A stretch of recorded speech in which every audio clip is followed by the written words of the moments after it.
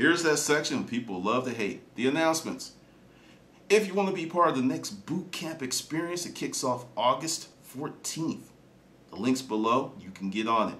Also, if you want a copy of The Porn Is Always in a DVD Player, My Life as a Storage Auction Addict, you can get that too. You can get it on Amazon, or you can get a signed copy from our website. They will go out August 10th. So you want to go ahead and get that. Also, the book deals are back, but they're a little different. Just go to my blog, hit books, and bam, everything you need to know is right there. And if you don't like physical books, go to Kindle. Pimping Craigslist, The Ultimate Garage Sale, Storage Auctions 101, and the new Storage Auction Buyer's book are all there for your purchasing pleasure. And now to the video. Hey, this is Glendon. We're making money with storage unit auctions. The title of this joint, The Underground Economy of Storage Auctions. You hear a lot of stuff about what you can get out of a room. There's nothing in there but trash. Or, there may be something wonderful, stupendous, outstanding. But there's something that very few people talk about, and that's the underground economy of storage auctions. So this is the thing that many people are not really understanding. 90% of what happens with storage auctions, no one knows. If not even a larger percentage. What you see on television, the finds and the shares online, that represents a very small percentage of what people are pulling out of these units. Now I'm going to give you some of my experiences, some of the things that I found that are illegal to sell, and I did not sell these items. Prescription drugs, Percodan, Prozac, and oh yeah, the big one, Viagra, and a lot of it. That's actually going to be in my next book. But machine guns, which in Georgia you need to have a certain tax stamp to be able to possess one. Now, say I wasn't the stand-up righteous type of guy. There's very many ways to sell this stuff. Let's break it down by markets, because everyone thinks of the economy and they think of Main Street and Wall Street. Well, there's your back street. There's a whole nother second layer and a third layer of an economy that operates totally independently of what's going on with the main economy. And the storage auction world is part of that, because there's many things that I have not shared on the YouTube channel, probably will never share, but you can make money based on those things that you can get. Now, give you a great example of something that's a little tricky. I never sold alcohol that I gained out of a storage unit. If you don't have a liquor license, you shouldn't be selling it.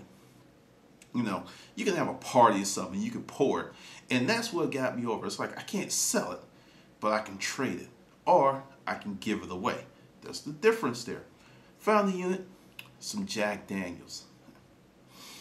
This dude was a trip. But anyway, I needed a service from a friend, and I paid him in alcohol. People will work for alcohol. Believe that. Because he's like, I needed quite a bit of services, and I had about 4 cases of Jack Daniels Reserve. Very nice stuff. Very smooth. I was like, I don't drink a lot. So for an alcoholic, there would have been... alcoholic probably would have just keeled over and died from the euphoria. But instead of, I actually made money with something I couldn't sell. But that's how the underground economy works. There's so many things that you're going to come across in a storage unit that you can make money on if you have your thinking cap on. I'm not saying break the law. Like, I never sold the weed. I never sold the pills.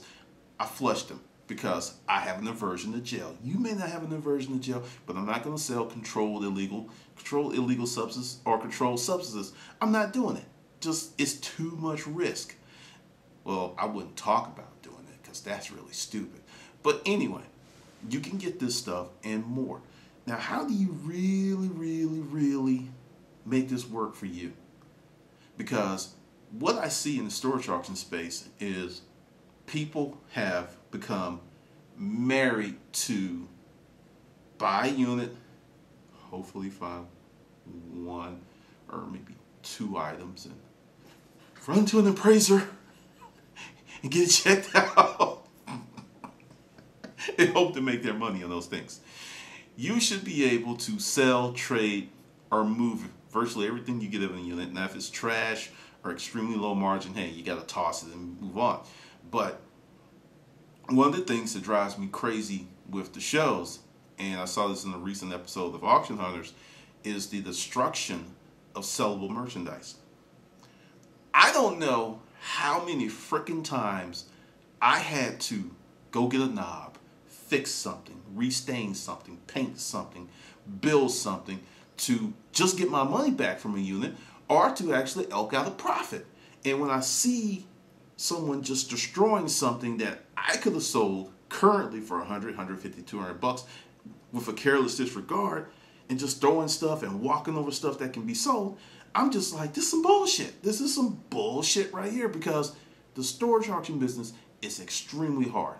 You work for every penny, you work for every nickel, every dime and dollar. And just to watch people just stamp and throw and break stuff because, hey, they don't have to do it to make money, fine. It's TV, it's fantasy, I get that.